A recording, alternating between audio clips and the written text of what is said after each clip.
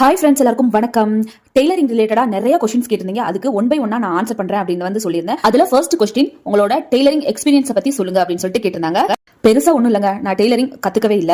அதாவது ப்ரொஃபஷனலா நான் கத்துக்கல. ஃபர்ஸ்ட் நான் டெய்லரிங் கத்துக்கணும்னு ஆசைப்பட்டு கிளாஸ்க்கு போனது வெறும் 8 நாள் மட்டும் தான். நிறைய ஆசைகளோடையும் கனவுகளோடையும் தான் நான் டெய்லரிங் கத்துக்கிறதுக்கு போனேன். ஆனா எல்லா பெண்களோட ஆசையும் கனவும் நடந்துருதா என்ன? ஒரு பிசினஸ் ஆகட்டும், ஒரு ஜாப் ஆகட்டும், ஒர்க் லைஃப் பேலன்ஸ் அப்படின்றது ரொம்ப ரொம்ப இம்பார்ட்டன்ட். ஒர்க்கையும் லைஃபையும் பேலன்ஸ் பண்ண முடியாம எத்தனை திறமையுள்ள பெண்கள் வீட்லயே முடக்கப்படுறாங்கன்னு தெரியுமா? அந்த மாதிரி ஒரு சூழ்நிலை தான் நான் டெய்லரிங் கத்துக்க போறப்போ எனக்கு ஏற்பட்டுச்சு. குழந்தைய பாத்துக்கிறதும் ஃபேமிலியை பாத்துக்கிறது முக்கியமா, டெய்லரிங் கத்துக்கிறது முக்கியமா அப்படின்னு சொல்லிட்டு அந்த சூழ்நிலையில குழந்தைய பாத்துக்கிறது தான் முக்கியம் அப்படின்றதுனால 8 நாள் கிளாஸ் போயிட்டு கிளாஸை நான் ஸ்கிப் பண்ண வேண்டிய சூழ்நிலையாச்சு.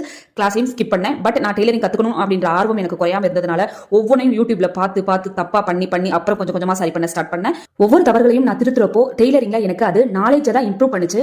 டெய்லரிங்ல சின்ன லெவல்ல இருந்து இப்போ எல்லா வகையானதும் என்னால தைக்க முடியும் அப்படின்னா எல்லாமே பிராக்டிஸ் தான். தேங்க்யூ.